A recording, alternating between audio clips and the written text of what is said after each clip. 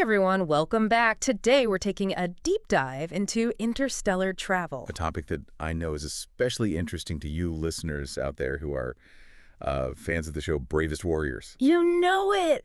Those interstellar jumps on that show really make you think like, Yeah. when will we be able to do that? What? So get ready because we're going to explore the possibilities Yeah. and challenges of interstellar travel using some really cool resources. Some pretty incredible stuff. We're going to be looking at some scientific articles and even some calculations that experts have come up with to try to put some numbers around this whole endeavor. Exactly. Be prepared for distances and speeds that are really hard to wrap your mind around. Definitely. And I think what makes this topic so captivating is that yearning. Yeah. To kind of venture out and explore the cosmos and to figure out where we fit in the grand scheme of things. Yeah. Yeah. I mean, it's a question that I think has intrigued philosophers and scientists, storytellers for centuries, you know? Yeah, absolutely. So first off, in order to even begin wrapping our minds around this, we really have to grasp the sheer scale of space. And these distances are almost impossible to even fathom. Totally. Thankfully, we have something like the Hayden Planetarium's 3D map of the Milky Way. Yeah. It does a good job of showing the vastness. I think everybody knows that space is big, but when you really see it laid out, it's really something. Yeah, and it's really surprising to learn that there are over 80 stars within just 20 light years of our sun. Yeah. Yeah. That's a lot of potential neighbors out there. Yeah. Cosmically speaking. Right. But getting to them. Yeah. Well, that's a whole other matter. Right. Okay, so let's talk about light years, because this is key to understanding interstellar travel. We're not talking about time here. We're talking about distance. The distance light travels in a year. Exactly. And light is incredibly fast. Yeah. To give you some idea, light can circle the Earth 7 times in a single second. Wow. It's going at nearly 186,000 miles a second. That's a lot faster than our fastest spacecraft. For example, Voyager 1, the farthest man-made object from Earth, it's only traveling at about 17,000 meters a second. Wow. Okay, so even at those speeds, reaching Proxima Centauri, our nearest star neighbor, at a little over 4 light years away, it would take thousands of years. Thousands of years. Yeah. And even if we were to use the Helios 2 solar probe, the fastest man-made object, which goes at a blazing 70,220 meters a second, it would still take 19,000 years to reach Proxima Centauri. 19,000 now. 19,000 years. It makes those Bravest Warriors jumps seem a little unrealistic. A little bit, yeah. But hey, we humans are ingenious, right? Yeah. I mean, there have to be some ideas out there to maybe make those travel times a little less daunting. Oh, absolutely. There's some mind-blowing possibilities out there. For example, we have solar sails, giant reflective sails. Harness the power of sunlight to propel spacecraft at altitude speeds. We're talking potentially even a fraction of the speed of light. So like wind sails, but for light. Exactly. Like wind sails, but for light. That's pretty cool. Okay. But what about those sci-fi favorites? Yeah. Wormholes, warp drives. Yes. Are those just pure fantasy, or could they actually work? So wormholes and the Alcubierre drive, which proposes warping space-time to create like a bubble for a spacecraft, they're still very theoretical. Okay. But the cool thing is they're not completely ruled out by our current understanding of physics. So they might sound like science fiction, but they offer a glimmer of hope for faster-than-light travel. Okay. So if we could crack those faster-than-light methods, interstellar travel could become a reality? I mean, that would change everything. Oh, it absolutely would change everything. But even with those possibilities, we had to consider something called the weight calculation. Okay. It suggests there might be an optimal time to launch an interstellar mission. The weight calculation. Okay. I am very intrigued. What goes into that? It's kind of like planning a road trip. Yeah. You want to leave at the right time. Right. Taking into account traffic, how fast your car is. Right. Andrew Kennedy, the person who came up with this idea, factored in things like travel velocity, economic growth, and he figured out that the best time to launch a mission to Bernard's star, which is about 6 light years away, would be 1,104 years from now. 11,104 years? Well, that gives us some time to prepare. It does. But that's assuming that we overcome some massive hurdles, right? Yeah. I mean, we're not just talking about building a faster spaceship. No. You're absolutely right. Because even if we hit near light speed, space is a pretty dangerous place. You got the dangers of interstellar radiation, Right. which could really fry astronauts. Yeah. And then there's the risk of collisions.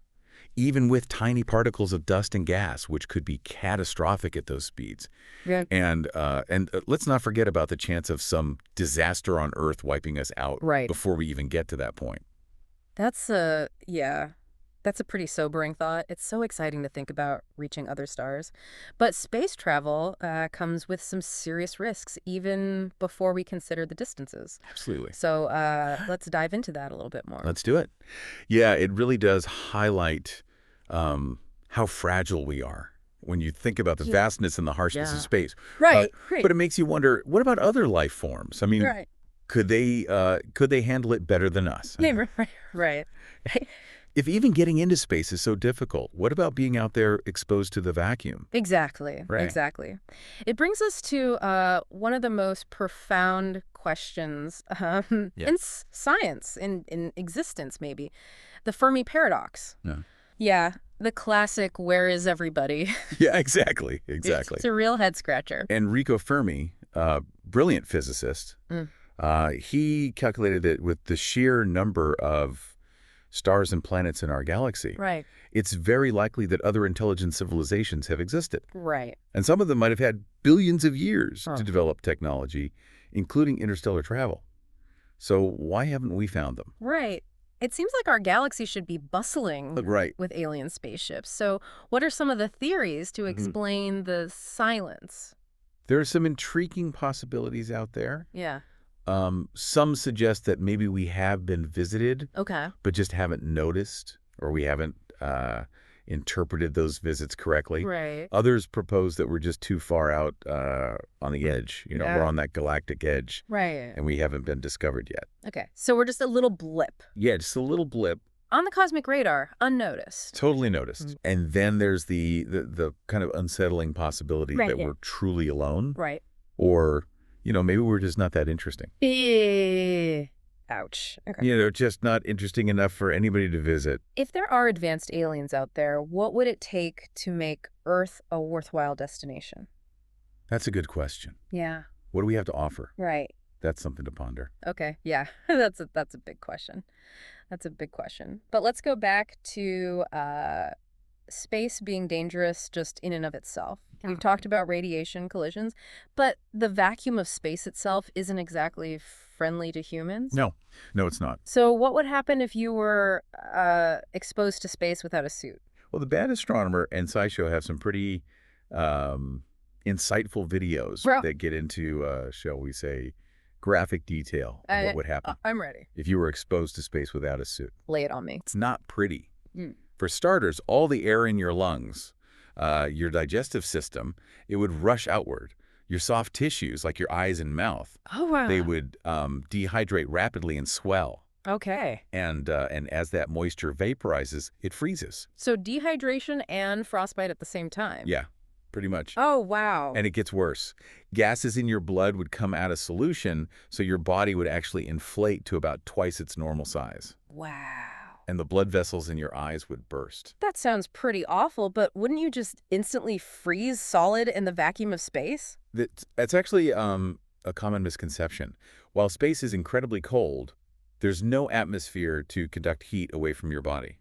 So you would mostly lose heat through radiation. It's a much slower process. So you'd slowly freeze dry. Pretty much. Yeah. And if you're exposed to direct sunlight, you also get a severe sunburn. Wow. Okay, well, that's terrifying, but also strangely fascinating. It really does make you appreciate those bravest warrior spacesuits. Yeah. But hey, maybe there's a bright side to this gruesome conversation. Oh, I'm intrigued. Tell me more. You mentioned freeze drying, Right. and hypothetically, if a space explorer met an unfortunate end, their body would be pretty well preserved. Well, a 200-pound human would become about 120 pounds of freeze-dried jerky. Wow! So astronaut jerky. Not for the faint of heart. No, not at all. Okay, so we've talked about the dangers of space, but what about the actual experience of traveling through it? I mean, we see those bravest warriors jumps, they're instantaneous, but in reality, it would be much different. Oh, absolutely. It would be a completely different experience. I mean, first of all, we'd have to contend with the sheer amount of time involved. Right. Even if we could travel at a significant fraction of the speed of light, journeys to even the nearest stars would take years, decades, maybe even centuries. Wow. Yeah, it really puts things into perspective. So if we were to travel at those kinds of speeds, what would we actually see? Would the universe look like it does in those sci-fi movies, with stars streaking by? Yeah. Not quite. Remember, we're talking about near light speed, where the laws of physics get a little bendy.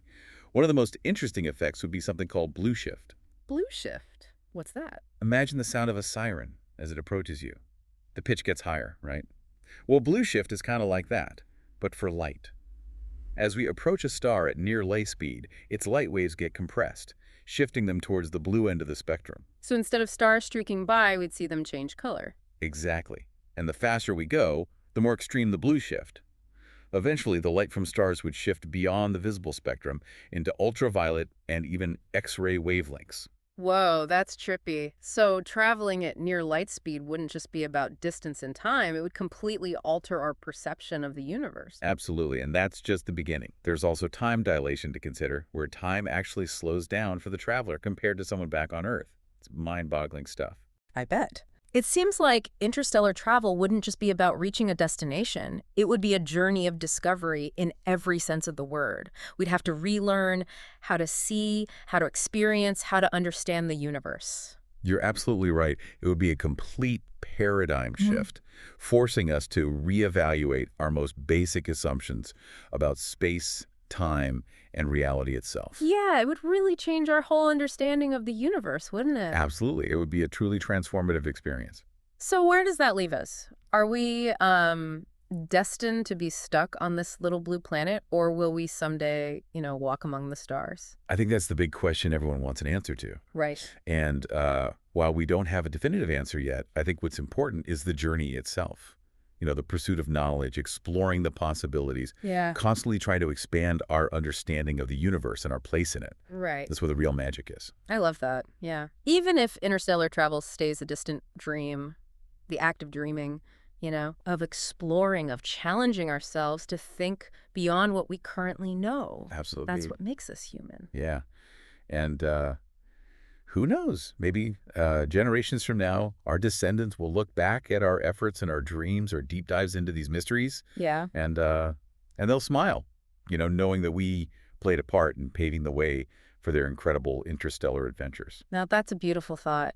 It kind of brings us back to that childlike sense of wonder, Right. that feeling of awe and possibility that we Absolutely. all had, watching shows like Bravest Warriors when we were kids. Totally. And no matter how much we learn, Yeah. how far we go, that spark of wonder, that should never die out. It really shouldn't. It's what fuels innovation. Exactly. It drives exploration. Yeah. Keeps us reaching for the stars, literally and figuratively. It really does. So, we've covered so much ground in this deep dive, these mind-boggling distances, the potential for groundbreaking technologies, the dangers, the philosophical questions. I mean, it's been quite a ride. It really has. We've explored scientific challenges, philosophical implications, even the psychological and emotional side of interstellar travel.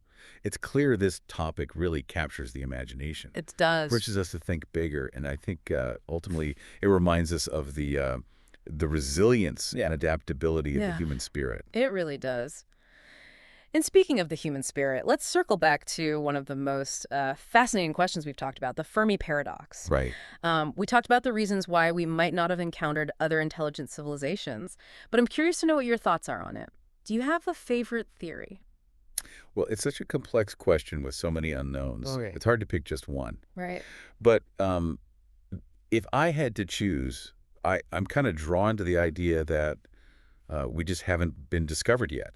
The universe is vast, ancient, incredibly diverse. Yeah. It's totally possible that civilizations have risen and fallen without ever crossing paths with us. It's a humbling but also exciting thought, isn't it? Oh, yeah, for sure. Like we could be just this tiny, A little blip. completely unknown. Totally. But it also means there could be countless worlds out there Right. full of life, Yeah. maybe with cultures and technologies that we can't even imagine. Absolutely. And I think that's what makes searching for extraterrestrial life so fascinating. Yeah. It's not just about, finding microbes on Mars Yeah, or yeah. radio signals from some distant star system. Mm. It's really about expanding our understanding of the universe and Yeah. our place within it. It is. It's about embracing the unknown Yeah. and the possibility that we're not alone.